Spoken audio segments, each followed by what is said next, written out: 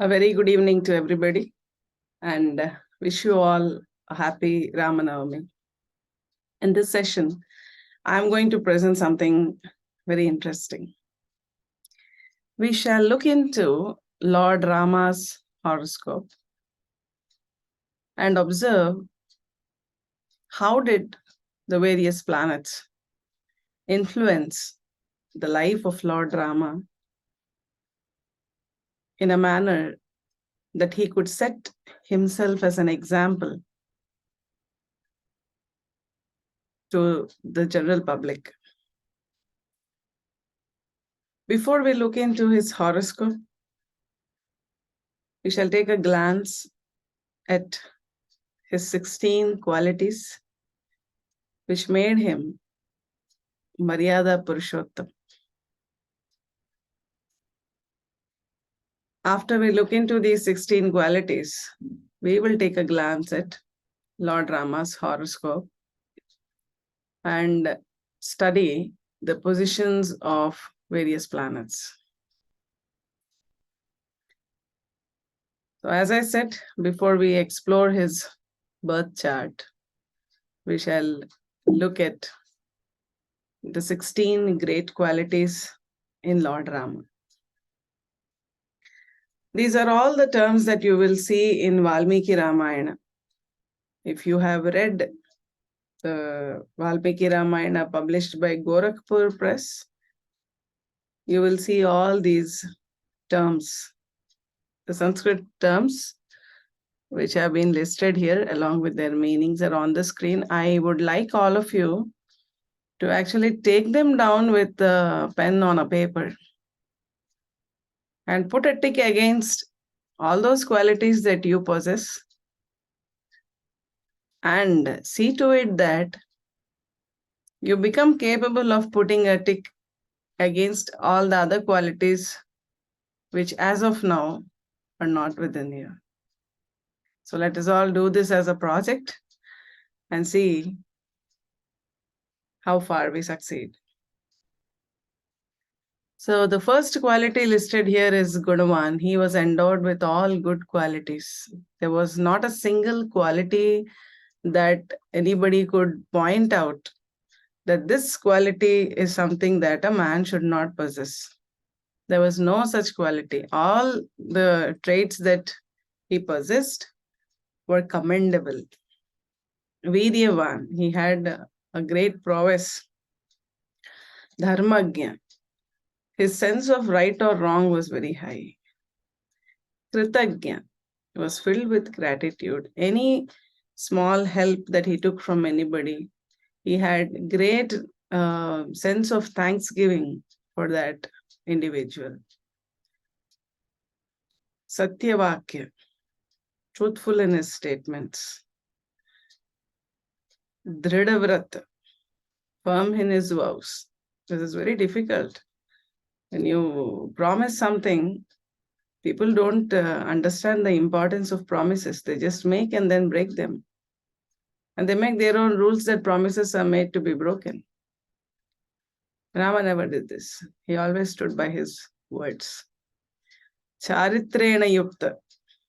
He was in possession of a good character. Sarvabhuteshu hita, benefactor of all living beings. Vidwan, learned, knowledgeable. Not only in one field. Samartha, competent. Ekapriya darshana, delightful in appearance to everyone. So there's no concept of relative beauty, or rather beauty being relative, that an object which is beautiful to me may not be so to you. But when the object that you talk about is Lord Rama, you cannot have a difference of opinion. To everybody, Lord Rama appeared delightful. Atmavan, self-restraint. He had a great control. He never lost temper. Jitakrodha, conquered anger. He was the one who conquered anger. There were many incidents in his life when he could have lost his temper and reacted in an aggressive manner, but he never did. Every time there was an adverse circumstance, he first of all did not let the circumstance to control him. In every adverse circumstance, he was the master and he knew how he should proceed in order to overcome that situation. Dayutiman, endowed with splendor, very graceful. Anasuyak, free from envy. Kasya bibhyati devaha cha sanyuge. Even devatas fear to engage in a battle with Lord Rama. So these are the 16 qualities. Now quickly put a tick against all the qualities that you possess and then be on the project of imbibing the rest of the qualities. I too will do it. So before looking at the chart, the birth chart of Lord Rama, look at these shlokas or verses from Valmiki Ramayana, which describe under what conditions of planet positions in cosmos did Lord Rama take birth.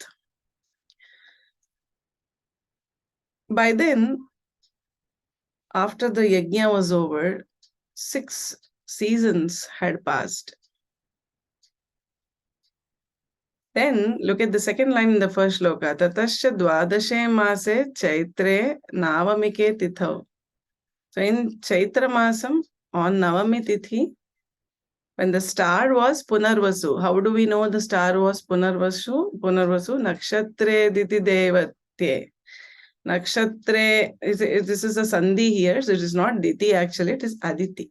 Aditi Devatye. So Aditi is the presiding deity of Punarvasu Nakshatra. So he was born in Punarvasu Nakshatra.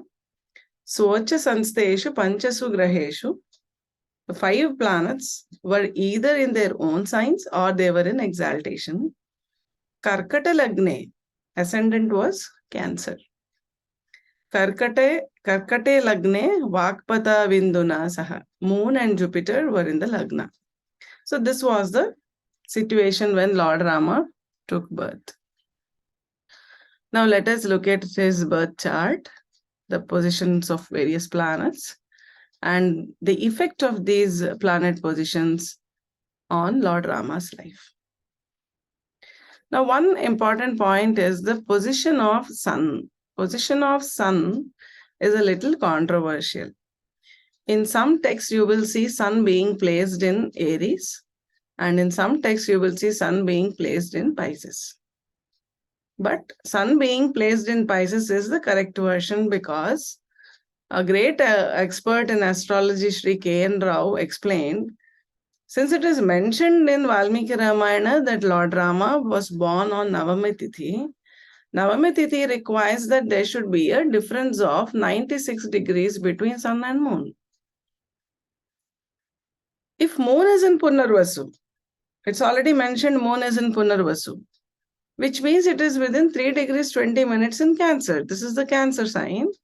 And within 3 degrees 20 minutes, if Moon is present in Punarvasu, it cannot be Navami Tithi if Sun is not in Pisces. If you bring it to Aries, the distance will not be 96 degrees between Sun and Moon. So Sun being placed in Pisces is the correct chart. Now look at this. Ascendant is here. Karkate Lagne, we have seen. Cancer ascendant. Jupiter and Moon in the Cancer sign. Saturn here in Libra. Mars in Capricorn. Sun and Venus in Pisces. Mercury in Aries. I shall not talk about Rahu and Ketu because it is not required. So we will only talk about rest of the planets. So what are the 5 planets which were in their, either in the exalted condition or in the Uchasthiti? Or in their own sign. Jupiter here in Cancer is an exalted condition. Moon is in its own sign. Saturn is an exalted condition in Libra. Mars in Capricorn is an exalted condition.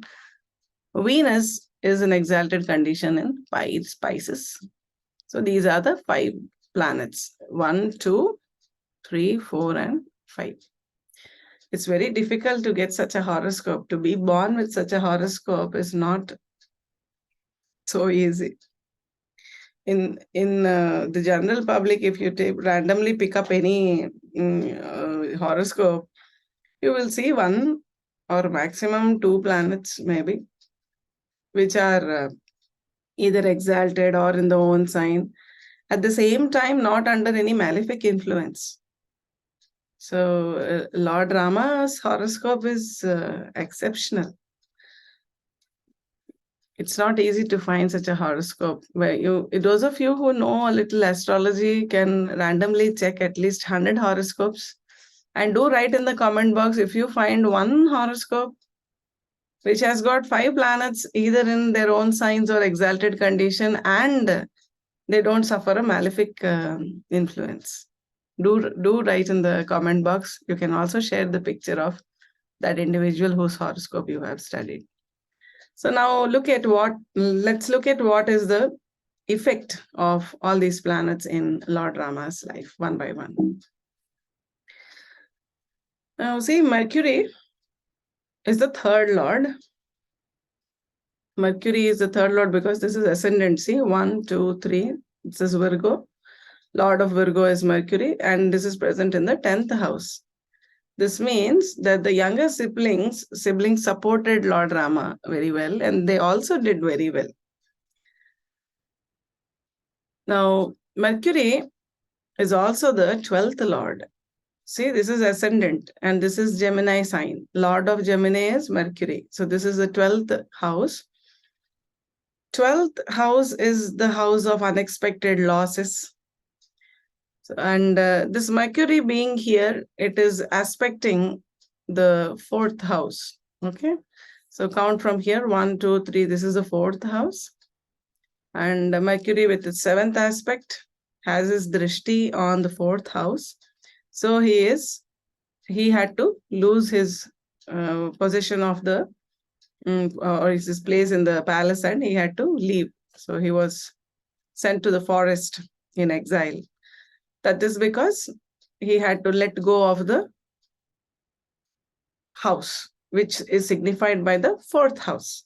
Because Mercury is the 12th lord and it is aspecting the 4th house, he had to leave his palace and go, or rather leave his home and go.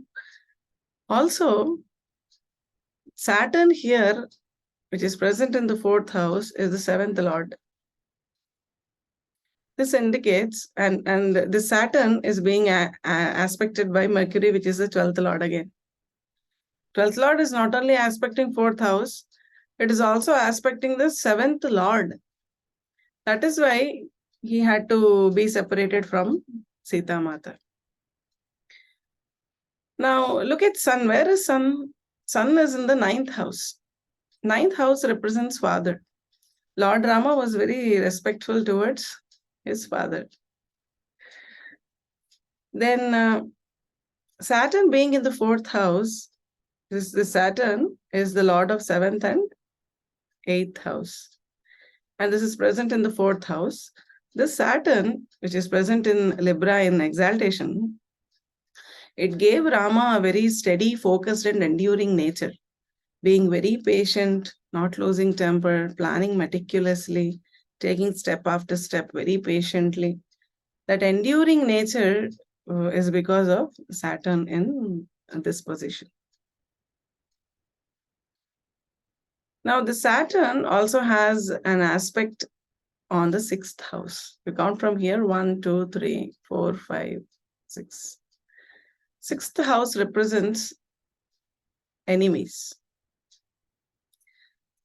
Enemies were formed because of incidents related to Sita Mata, because Saturn is the 7th lord. But Saturn is in exalted condition, so he had that Shatru Vijayam. He could conquer the enemies.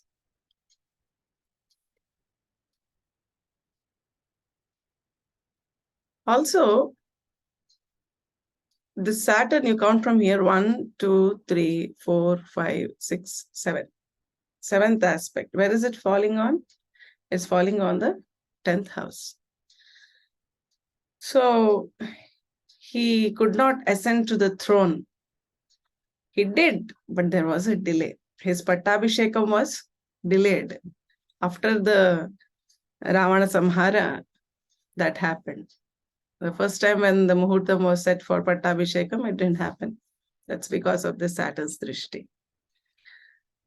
Then look at Mars in the 7th house, which is in Capricorn, and this is an exalted condition.